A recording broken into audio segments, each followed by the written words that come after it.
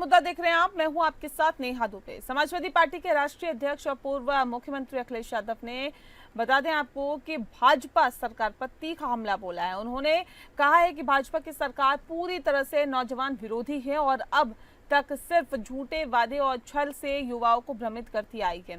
अखिलेश यादव ने आरोप लगाया कि भाजपा ने चुनावों के दौरान युवाओं से हर साल 2 करोड़ नौकरियों को देने का वादा किया था, लेकिन 10 साल केंद्र और 8 साल उत्तर प्रदेश में सरकार चलाने के बावजूद भी ये वादा अधूरा रहा। अखिलेश यादव ने पार्टी कार्यालय पर हुई प्रेस कॉन्फ्रेंस में बीजेपी सरकार पर जोरदार हमला बोला। 2027 की टोन सेट करते हुए अखिलेश यादव ने कहा कि समाजवादी पार्टी आउटसोर्स व्यवस्था पर पूरी तरीके से प्रतिबंध लगाएगी और साथ ही पक्की नौकरियां, पक्का आरक्षण की व्यवस्था भी करेगी। इतना ही नहीं, सपा मुखिया ने यह भी कहा है कि Bharatiya Janata party political party नहीं बल्कि गैंग की तरह काम करती है, इसलिए जनता ने मन बना लिया है कि इस बार भारतीय जनता पार्टी का उत्तर प्रदेश से सफाया होगा। अखिलेश यादव ने दावा किया है कि अब जनता भाजपा के जुमलों से ऊब चुकी है और साथ ही साथ 2027 में समाजवादी पार्टी की सरकार बनेगी। हमारी सरकार बनते ही किसानों, युवाओं, मजदूरों और व्यापारियों की सच्ची उम्मीदें पूरी की जाएगी।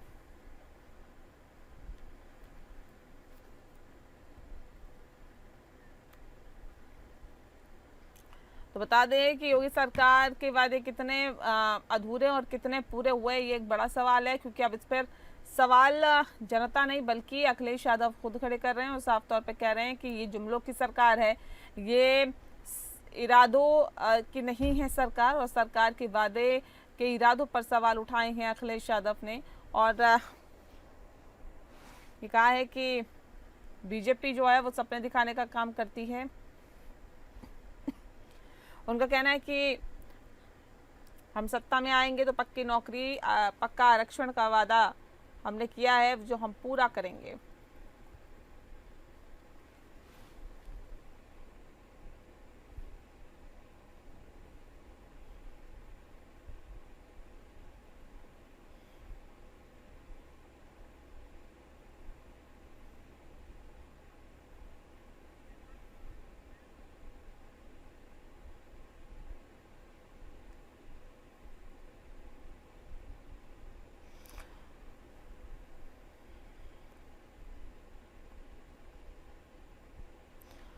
और इस विषय में तफसील से चर्चा करेंगे। खास मेहमान हमारे साथ मौजूद हैं, उनसे आपका परिचय करा देते हैं। इस वक्त हमारे साथ डॉक्टर अविरल मलिक जी हैं, जो कि नेता हैं बीजेपी के। अविरल जी, बहुत बहुत स्वागत है आपका। अशोक तिवारी जी हमारे साथ हैं, प्रवक्ता हैं समाजवादी पार्टी के। अशोक जी, आपका बहुत स्वागत है। विनय राय जी हमारे साथ जुड़ गए, मैनेजिंग एडिटर हैं। विनय जी, स्वागत है आपका। इस खास कार्यक्रम की शुरुआत करते हैं अशोक जी के साथ। अशोक जी, सवाल यही है कि बार बार आप लोग सवाल खड़े करते हैं सरकार के कामकाज पर, कह रहे हैं कि जब हम आएंगे तो हम पक्की नौकरियां देंगे। अभी की सरकार कुछ काम नहीं कर रही, सिर्फ अधूरे काम इन्होंने किए हैं, और जो काम है वो अधूरे हैं, और जो वादे किए हैं वो सिर्फ सपने दिखाने का काम किए हैं। ऐसा क्यों लगता है आप लोगों को कि उत्तर प्रदेश में कुछ काम नहीं हो रहा? अगर नहीं हो रहा तो दोबारा सरकार क्यों बनी? देखिए मैम, पूरा प्रदेश जानता है, पूरे प्रदेश की जनता जानती है, सारे मीडिया चैनल जानते हैं, सारे चैनल भी जानते हैं, सारे पत्रकार जानते हैं। भारतीय जनता पार्टी सरकार में जो वादे किए गए वो पूरे नहीं किए गए, छलावा किया गया, सिर्फ भ्रम फैलाया गया जनता के बीच में। हम जो वादा करते हैं वो पूरा करते हैं, पहले भी किया है, आगे भी करेंगे। सच्चाई ये है कि हमने ये उम्मीद जगाई है और ये पूरी जिम्मेदारी ली है कि दलितों का हक नहीं मारा जाएगा, जो का हक नहीं मारा जाएगा, उनको आरक्षण का हक पूरा मिलेगा। जो वादा हम करते हैं वो पूरा करते हैं, ये विश्वास भी है। आज दलितों में आज विश्वास पैदा हुआ है, जो विश्वास पैदा हुआ है कि आदरणीय अखिलेश जी जो कह रहे हैं वो अपने समय पूरा करेंगे, 27 पूरा करेंगे ये चीज। सच्चाई ये है कि हमने ये वादा किया है कि आउटसोर्सिंग नहीं कराएंगे, आउटसोर्सिंग नहीं होने देंगे, सरकार बनते ही आउटसोर्सिंग प्रक्रिया रोक दी जाएगी। और ये स्पष्ट रूप से हक मिलेगा दलितों को, श्रमों को हक मिलेगा। ये ऐसा काम नहीं किया जाएगा कि भर्ती घोटाला कर दिया जाएगा, भर्ती घोटाला हुआ। ऐसा नहीं होगा कि जो है आउटसोर्सिंग कराई जाएगी, प्राइवेटाइजेशन किया जाएगा और सरकारी नौकरियां गायब कर दी जाएंगी।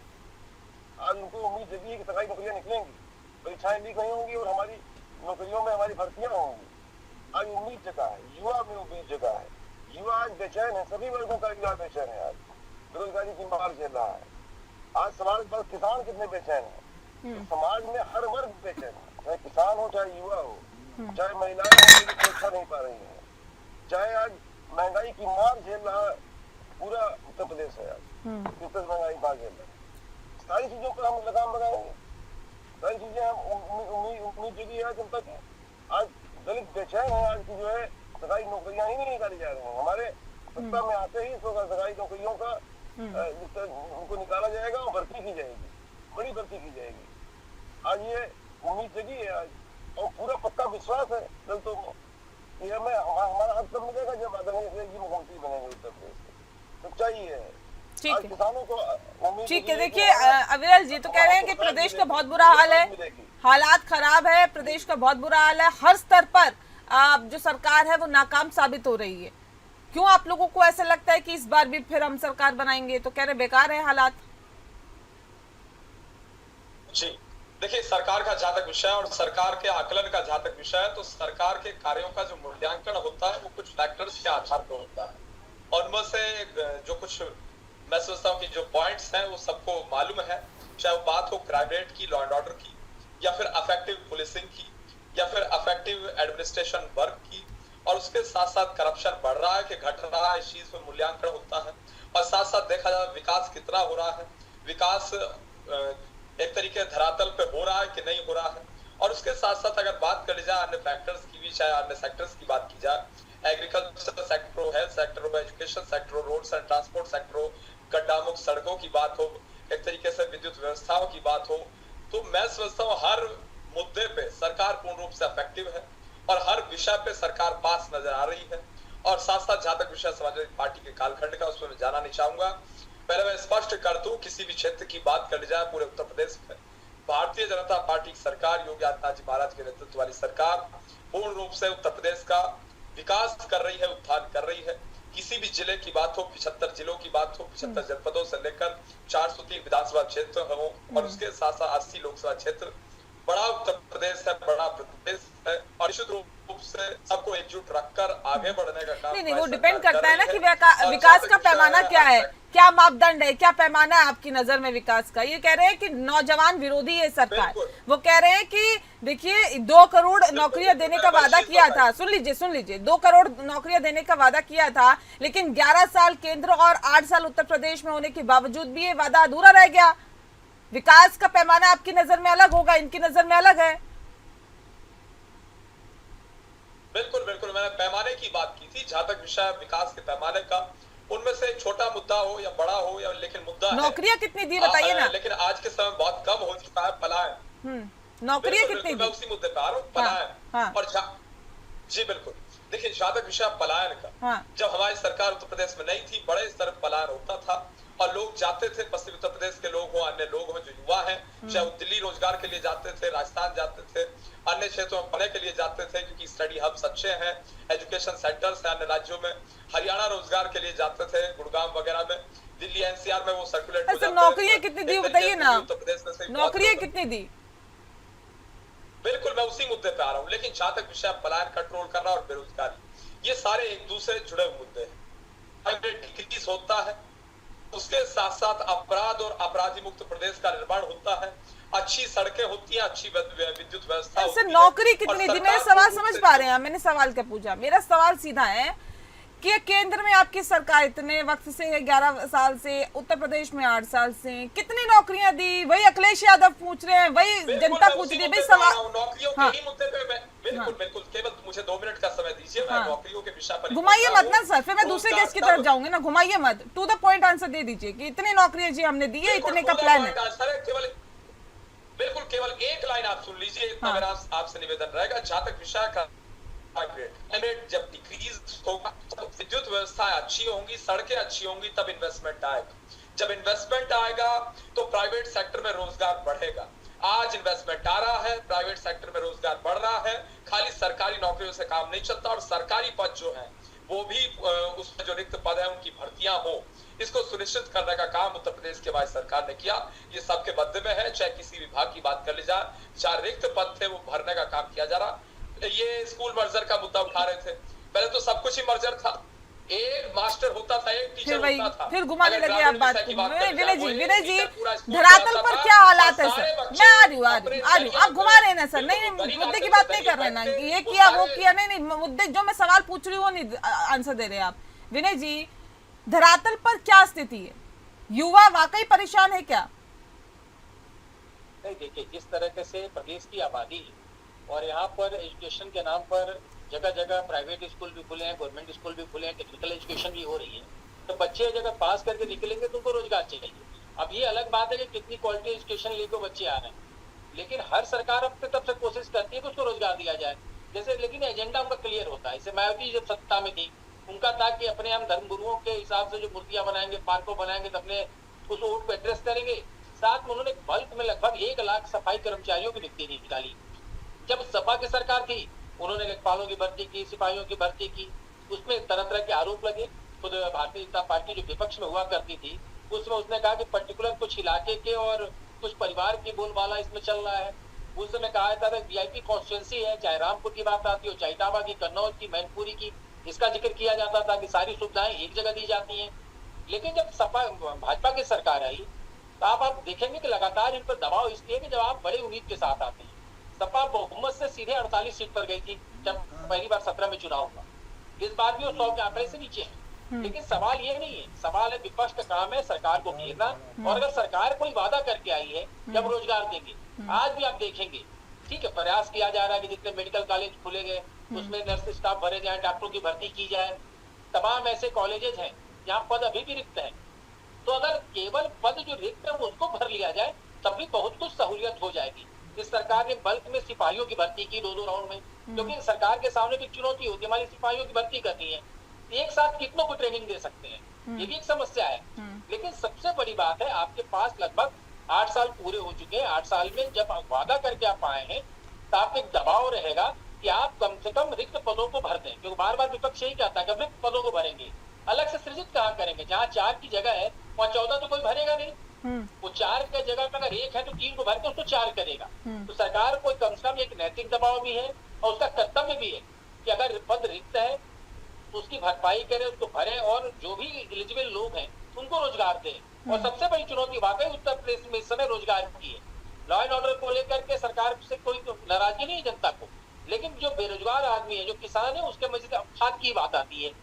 अब खाद अगर दिखाने के लिए होता है, खाद सही समय पे जा रहा मिल रहा है, लेकिन अगर आप जाके देखेंगे इंटीरियर इलाकों में तो कमीशन खोरी भी है, दुकानदार उससे थोड़ा बढ़ा के भी लेता है, उस तरीके से उसको मिल भी नहीं पा रहा है जब खेती का समय है।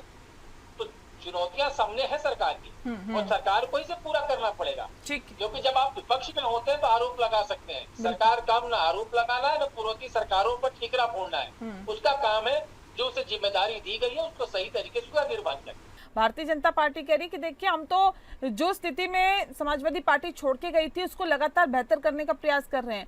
पलायन को रोकने के लिए हमने तमाम कोशिशें की है और इन्वेस्टमेंट उत्तर प्रदेश में लाने के लिए ताकि बेरोजगारी को दूर किया जाए उसके लिए भी लगातार कोशिशें की भी है और आगे भी करते रहेंगे। उससे काफी हद तक लोगों को रोजगार मिला है। आप लोग लगातार इस बात को कहते रहते हैं ये तो नौजवान विरोधी है, युवा विरोधी सरकार है, कुछ नहीं कर रही, वादा खिलाफी का आरोप लगाते रहते हैं। ये कह रहे हैं हम तो लगातार युवाओं को नौकरी देने का प्रयास कर रहे हैं। ये सिर्फ विपक्ष होने के नाते विरोध किया जा रहा है, आरोप लगाए जा रहे हैं, या फिर वाकई आपको लगता है कि नहीं जी अभी तक उस स्तर पर काम नहीं हुआ जिस स्तर पर होना चाहिए? देखिए मैम, अभी भाई विनय जी ने स्पष्ट रूप से निष्पक्ष तरीके से बात की है। उन्होंने स्पष्ट कहा कि जो सरकार होती है वर्तमान में उसकी जिम्मेदारियां होती हैं, किसानों को खाद मुहैया कराने की, बेरोजगारों को रोजगार देने की, ये सारी जिम्मेदारियां किसकी होती हैं? सरकार की होती है। शिक्षा, स्वास्थ्य, सड़क, आज सारी चीजों को देख लीजिए आप, शिक्षा पर देख लीजिए, स्वास्थ्य पर देख लीजिए, सड़क को देख लीजिए और किसान को देख लीजिए। 4 मूल मुद्दे मैंने रखे, शिक्षा, स्वास्थ्य, सड़क, किसान। शिक्षा का क्या हाल है? शिक्षकों की भर्ती नहीं हो पा रही, स्कूल पर होने के कगार पर खड़े हैं। आपने ऐसा शिक्षा व्यवस्था की है, ऐसा माहौल पैदा किया है जिसमें शिक्षा व्यवस्था बदहाल है। इसमें स्वास्थ्य व्यवस्था देख लीजिए, स्वास्थ्य व्यवस्था बदहाल है, लोग प्राइवेट इलाज कराने के लिए मजबूर है, महंगी हो गई है स्वास्थ्य व्यवस्था। आज 100 रुपये में पर्चा बनता है, फिर भी न बेड मिलता है, न एक्सरसाइज मिलता है, न ठीक से जो है एम्बुलेंस नहीं संचालन हो पा रहा है। सवाल इस बात का है कि आप कहाँ खड़े हैं आज, कहाँ से कहाँ आ गए। आदरणीय अखिलेश जी के समय में तो विकास था, उस समय 100 नंबर चला था, 100 नंबर काम करता था। आज पुलिस का 112 कर दिया, काम ही नहीं कर पा रहा है। आज चारों तरफ अफरा तफरी मची हुई है, सामान्य स्थिति नहीं है आज की। आज की स्थिति असामान्य स्थिति है, जनता त्राई कर रही है इस समय। सवाल इस बात का, बेरोजगारी का आलम यह है कि अभी भाई विनय जी कह रहे थे कि पदों को ही भर दें, अगर आप पद नए पद न सृजन करें तो पदों को भर दें तो भी कुछ गनीमत हो जाए, वो भी नहीं कर पा रहे हैं आप रिक्त पदों को ही नहीं भर रहे हैं।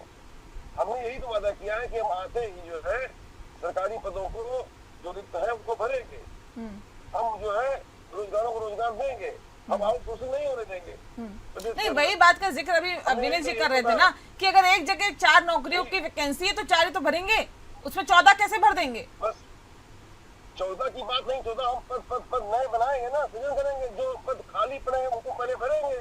पहले जो पद खाली पड़े उनको भरा जाएगा, जो कि भरा नहीं जा रहा है इस सरकार में। आज आउटसोर्सिंग कराई जा रही है इस सरकार में, और उसको हम बंद करेंगे। सच्चाई ये है कि हम वो काम करेंगे जो काम जनता चाहती है, जनता के मन के अनुसार काम करेंगे। हम किसानों को यूरिया जो है कालाबाजारी नहीं होने देंगे। यूरिया किसानों को मिलेगी, डीएपी मिलेगी किसानों को, तभी तो किसान हमारा कुछ कर पाएगा, अन्न पैदा कर पाएगा। सवाल इस बात का है, उसको कहाँ तक मारेंगे आप? क्या आप एमएसपी भी नहीं देंगे उसको? आप उसको जो है ठीक से जो है खाद भी नहीं देंगे? आज किसानों की हालत बहुत ही बद से बदतर हो गई है। हालत ये महंगाई का तो आलम है, ये महंगाई का तो कोई उसका हाल ही नहीं है। महंगाई कहाँ से कहाँ पहुँच गई है। आज आप जीएसटी जो है पहले भारी भरकम जीएसटी लगाते हैं, फिर थोड़ा कम कर देते हैं और अपनी पीठ लटवा रहे हैं कि हमने जीएसटी कम कर दिया। आपने तो लगाया था जीएसटी, किसने लगाया था? किसने ये बदहाली की थी देश की, प्रदेश की?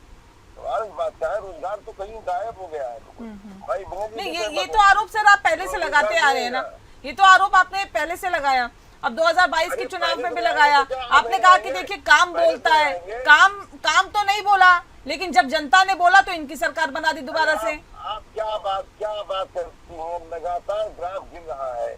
17 में कहाँ थे ये, 22 में कहाँ से कहाँ आ गए, जबकि चुनाव आयोग का भी दुरुपयोग किया इन्होंने। 22 में बहुत कम वोटों से जीत पाए हैं, कम वोटों से, और वो भी जो है बहुत एन प्रकार जीते हैं 22 में, और 24 में बुरी तरह हार गए। 24 में नहीं थाम पाए, 24 में चुनाव आयोग भी काम नहीं कर पाया, क्योंकि जनता बिल्कुल एकदम बेहाल हो गई थी। जनता एकदम सड़कों पे आ गई। ठीक है, जनता ने भरपूर समर्थन किया, ठीक है, समर्थन किया, जिनको जानते थे कि हमको। अविरल जी जवाब दीजिए। देखिए 24 के चुनाव तो ये बता रहे थे जनता नाराज है, युवा नाराज है, महिलाएं नाराज है, लोग नाराज है, किसान परेशान है। ये तो नतीजे बताते हैं ना कि क्या नतीजे थे, क्या से क्या हो गए। उनमें सुधार की जरूरत तो है ना अविरल जी? जी नहीं, देखिए अशोक जी सवाल कर रहे हैं, इसमें कोई समस्या नहीं, सवाल करें और जवाब देने के लिए भारतीय जनता पार्टी पूर्ण रूप से तैयार और सक्षम है। और साथ साथ जहां तक विषय है उत्तर प्रदेश के विकास का, सर्वांगीण विकास का, उसकी निश्चित रूप से डंके की चोट पर हम चिंता कर रहे हैं। और law and order state issue होता है, स्टेट मैटर होता है as per the constitution of India. तो लॉ एंड ऑर्डर अच्छा रहे, उसकी हमने नंबर 1 चिंता की। नंबर 2 जहां तक विषय किसानों का, किसान के मुद्दे पे कोई भी राजनीतिक दल बोलना नहीं चाहता है, लेकिन हम चाहते हैं कि किसान पे ही एक तरीके से प्रायोरिटाइज नहीं कह रहे। 2024 के चुनाव क्या बताते हैं, उनके नतीजे क्या बताते हैं? लोकसभा चुनाव जो हुए थे उसके नतीजे क्या बताते हैं? 2022 के जो चुनाव हुए थे उसके नतीजे क्या बताते हैं? कह रहे ग्राफ लगातार गिर रहा है इनके काम की वजह से। बिल्कुल बिल्कुल, देखिए कुछ नहीं बताते हैं। 2024 के नतीजे बताते हैं कि इन्होंने झूठ फैलाया संविधान के नाम पे और कहा कि Ishwaran Bharati case landmark judgement of supreme court of India स्पष्ट कहता है कि basic structure of constitution of India में किसी रूप में अमेंडमेंट नहीं कर सकता है पार्लियामेंट ऑफ इंडिया। बावजूद इसके इन्होंने कह दिया जनता के मध्य में जाकर कि अगर बीजेपी आ गई तो समाप्त कर देगी संविधान को। अगर बीजेपी 400 पार हो गई तो सारे बेसिक स्ट्रक्चर को तब्दील कर दिया जाएगा, बदल दिया जाएगा, तब्दीली ला दी जाएगी, मौलिक अधिकार छीन लिए जाएंगे।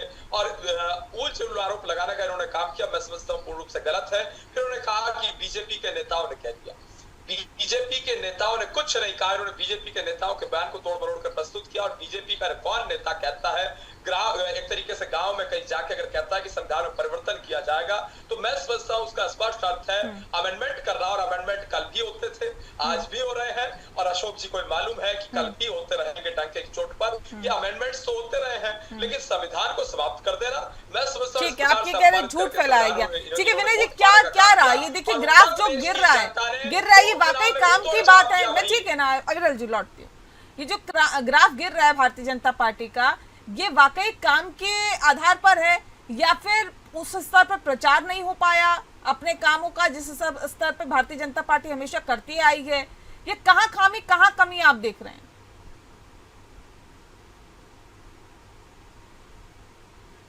सर अनम्यूट करिए प्लीज, अनम्यूट करिए सर। नहीं, जैसे अभी सच्चाई से कभी भी किसी को मुंह नहीं मोड़ना चाहिए, क्योंकि अभी जैसे भारतीय जनता पार्टी प्रवक्ता ने कहा कि अफवाहें फैला दी गई, संविधान की बात कह दी गई, तो उसका असर गुजरात में क्यों नहीं हुआ, उसका गुजरात में, उसका मध्य प्रदेश में क्यों नहीं हुआ, उसका दिल्ली में क्यों नहीं हुआ? ये बात समझनी पड़ेगी। केवल ये कह देना, क्योंकि आप तो कहते हो खुद ही कि देश का क्या दुनिया का सबसे बड़ा राजनीतिक परिवार है, तो आप वो झूठ को नाकाम क्यों नहीं कर पाए? सवाल यहाँ ही नहीं है, सवाल सबसे बड़ा था कि जो सांसद चुने गए थे उन्होंने अपने क्षेत्रों में काम नहीं किया। और सीधी सी बात है, इसमें कहने में कोई गुरेज नहीं है, सभी सांसदों ने तय कर लिया था कि हमारी लड़ाई तो नरेंद्र मोदी आके लड़ेंगे, उनके नाम पर हमको जनता वोट दे देगी। और ये कहते भी थे क्षेत्र में यार मोदी जी के नाम वोट पड़ जाएगा, तो जनता को लगा कि भाई ये चुनकर ये आएंगे और बार बार 4 साल तक मोदी जी का नाम लेंगे, तो बेहतर इनको सबक सिखाया जाए। और ये हकीकत की बात है, ठीक है संविधान का एक मुद्दा था, लल्लू सिंह ने बयान दे दिया, लेकिन एक बड़ा मुद्दा ये भी था कि जो टिकट रिपीट किए गए उसमें ज्यादातर लोगों की नाराजगी थी, और जनता ने उनको सबक सिखाने के चक्कर में भारतीय जनता पार्टी को सबक सिखा दिया उत्तर प्रदेश में कम से कम। आप इस बात को स्वीकार करिए। और दूसरी सबसे बड़ी चीज है कि जो चुनौती है उसको सरकार के नाते सहज हृदय से स्वीकार करिए, उसको कैसे उसका समाधान दे सकते हैं उसके बारे में सोचिए। चुनाव जब आने को होगा ना, तो घोषणा पत्र समाजवादी पार्टी भी जारी करेगी, कांग्रेस भी और भाजपा भी। तब देखेंगे कि चुनाव में जीतने के बाद कौन सरकारें क्या करती हैं।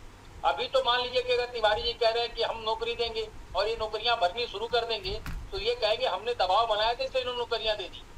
तो अभी समय है, 1.5 साल का लगभग समय है विधानसभा के चुनाव में, अभी इंतजार करिए। अभी कुछ बत्तियां निकल भी रही है, लेकिन सबसे बड़ी बात है सरकार को सहज ढंग से सारी कमियों को देखना। शिक्षा के बारे में एक बात कहना चाहूंगा, अभी विद्यार्थी परिषद के लड़कों पर लाठीचार्ज हुआ तो एक बड़ा मुद्दा बना कि कुछ सब्जेक्ट जहाँ पे मान्यता नहीं है उनको विद्यालय की हम जांच कराएंगे। अरे सब्जेक्ट की जांच कराने से पहले इस बात की जांच कराइए जो प्राइवेट कॉलेजेस खुले हुए हैं उनकी जो मान्यताएं दी गई हैं उनके शिक्षक किस कौन है। मान्यता मिली है किसी और शिक्षक के नाम पे, पढ़ा कोई और शिक्षक रहा है। ये बच्चों के भविष्य के साथ खिलवाड़ नहीं तो और क्या है।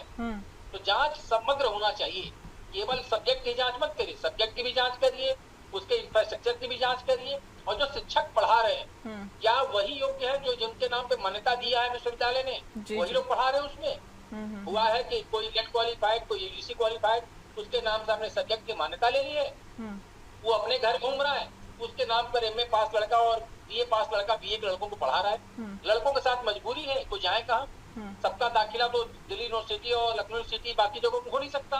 तो कुछ प्राइवेट कॉलेज में पढ़ने के लिए मजबूर है, इसकी भी जांच होनी चाहिए। बिल्कुल। वास्तव में जिन शिक्षकों की नियुक्ति दिखाई गई है क्या वही शिक्षक पढ़ा रहे नहीं पढ़ा रहे, तब जाकर के प्रदेश के युवाओं का भी कल्याण होगा, प्रदेश का भी कल्याण होगा और देश का भी कल्याण। बिल्कुल, तो जाहिर तौर पे यहाँ पर पार्टियों को, सभी पार्टियों को सोच समझकर वायदा करने की जरूरत है कि अगर जो वायदे किए जा रहे हैं, अगर सत्ता में आप आ जाते हैं तो उन वायदों को पूरा करना भी आपकी जिम्मेदारी है, नहीं तो फिर जनता सवाल पूछती है कि भाई उन वायदों का क्या होगा। बहुत शुक्रिया आप सभी का हमारे साथ इस खास चर्चा में शामिल होने के लिए। मुद्दा में फिलहाल के लिए इतना ही, नमस्कार।